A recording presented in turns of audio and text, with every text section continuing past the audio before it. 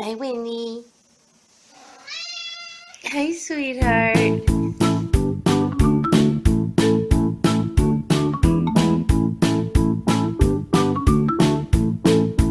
Hello, everybody. I'm coming to you from my car again because I am on my way home from my trip up north to see my dad for Father's Day. And I stopped at a Tim Hortons. We have to do our little coffee check-in here.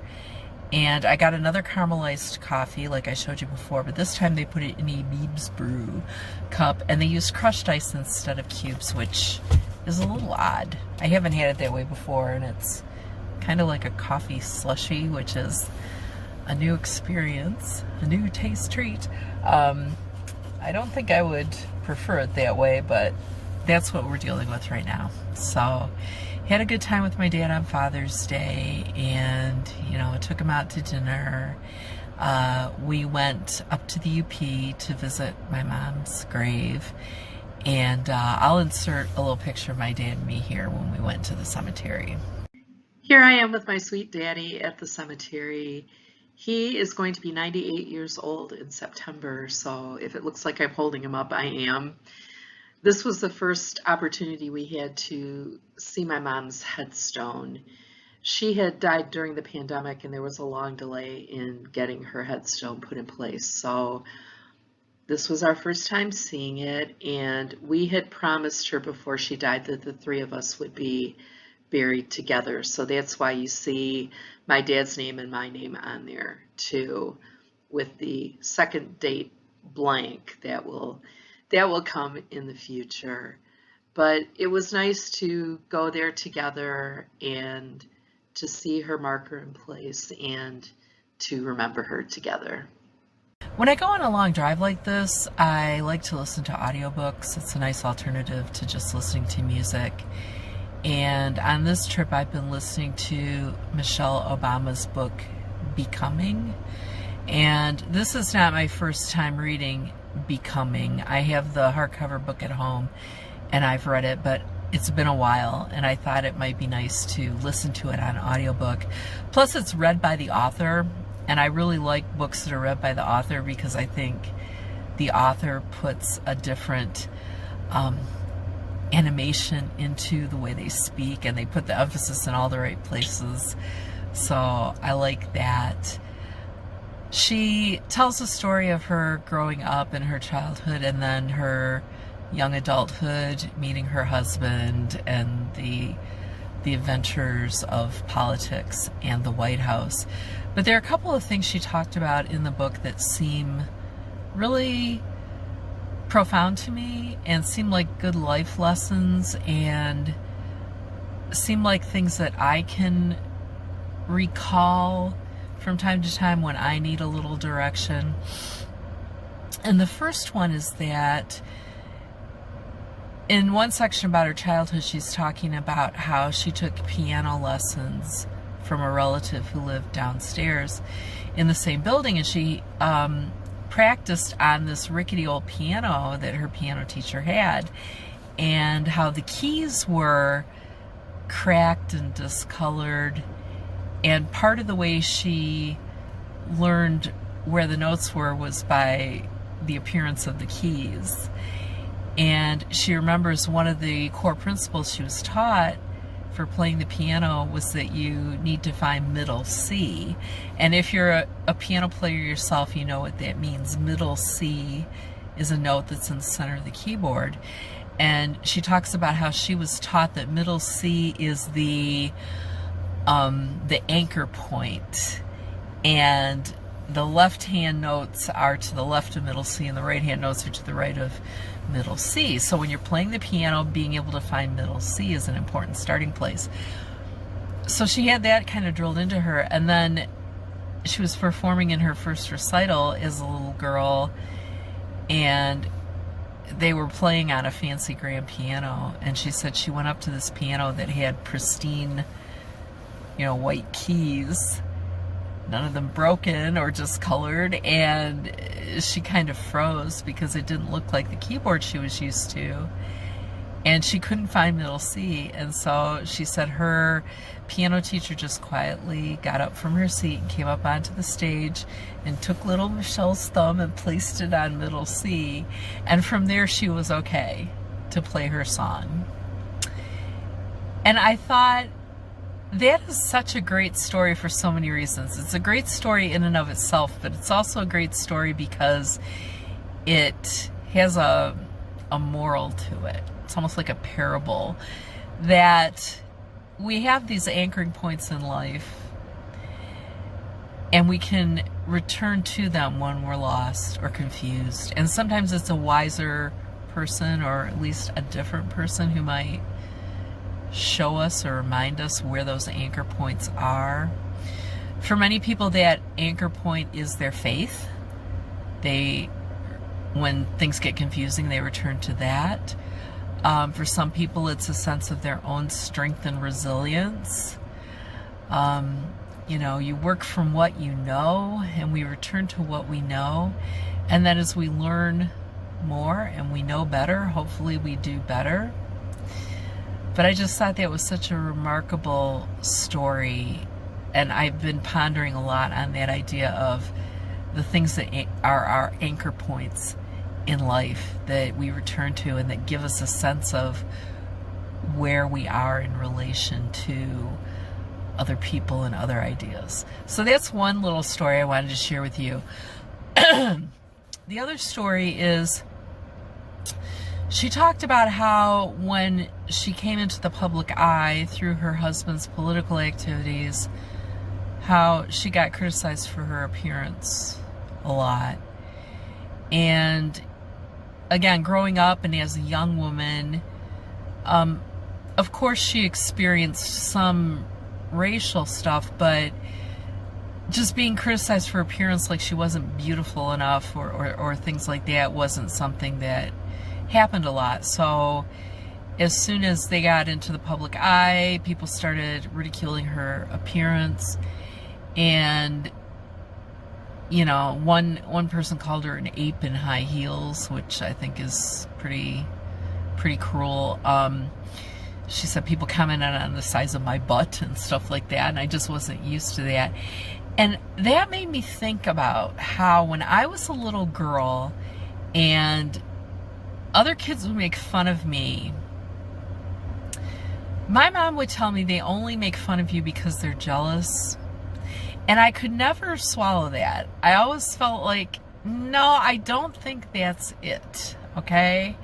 I don't think that's it, especially when it's people who are cooler than you who are making fun of you, right? I'm like, the idea of jealousy just didn't sit right with me.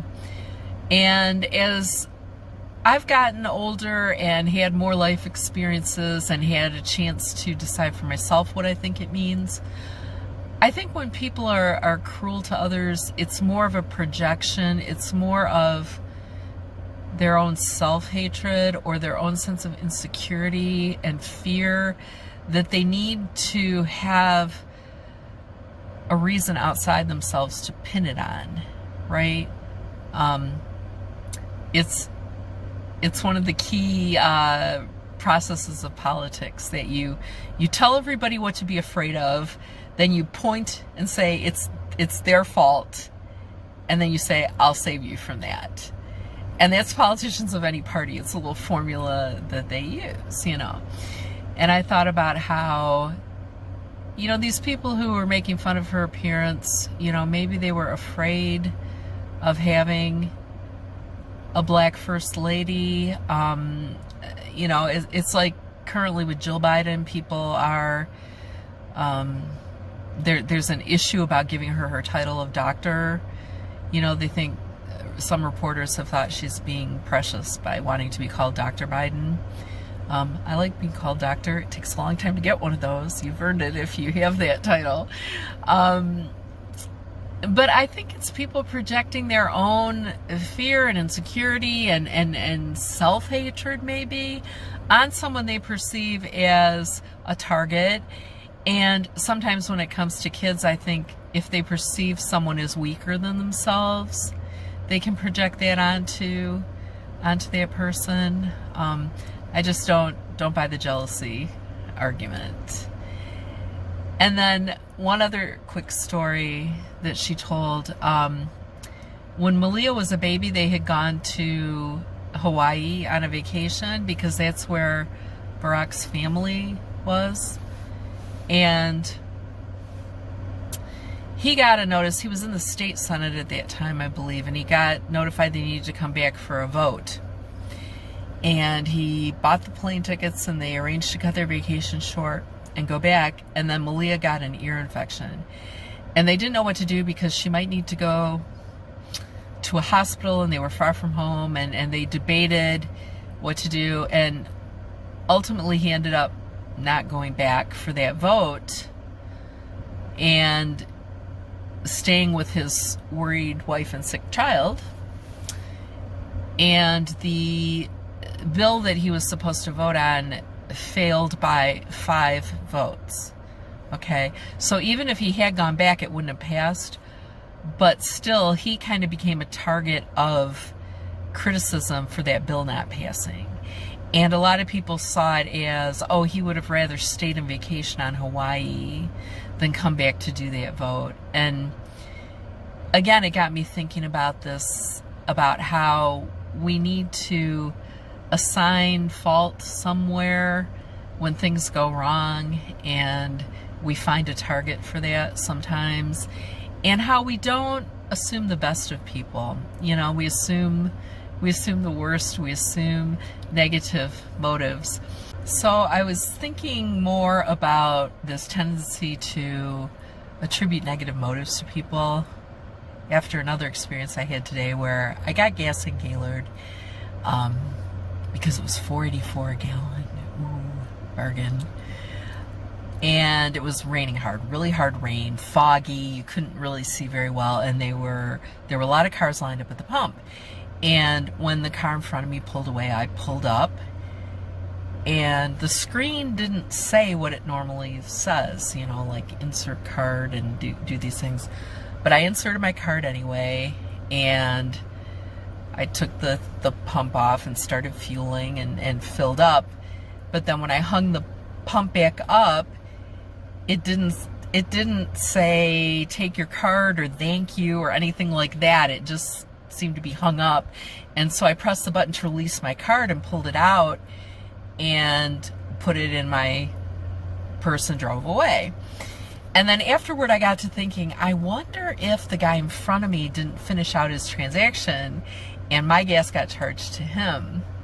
And then I thought, oh, that's going to be such a hassle for him because he'll notice on his credit card bill that he got charged twice, or he got charged for 2 different, you know, amounts for gas, and he's going to have to call his bank, and it's going to be this hassle. And I bet he's going to think that, oh, that lady behind me, you know, cheated and got free gas off me, you know. And that was not my intention. It was complete. If that was what happened, it would have been completely innocent, you know. I checked my banking app and I did get charged for the gas. So apparently everything worked the way it was supposed to.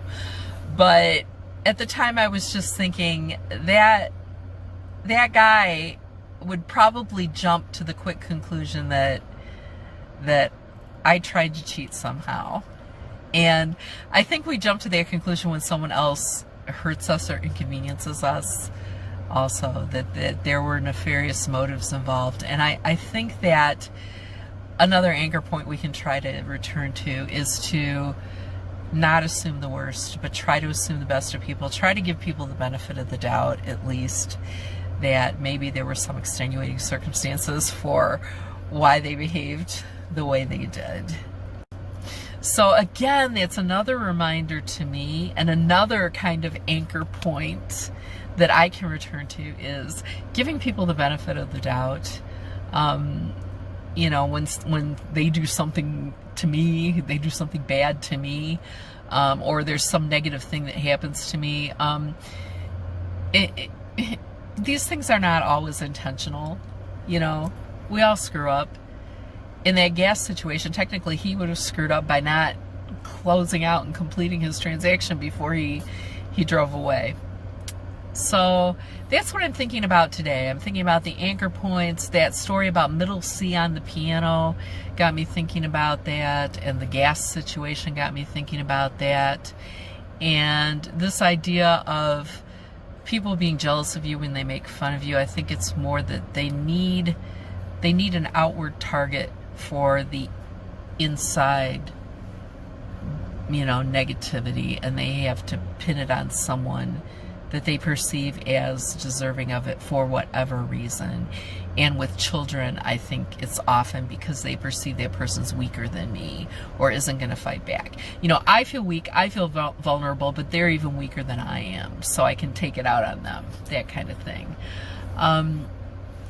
So those are my insights for today. I wish you a wonderful week ahead. I hope you are all doing well.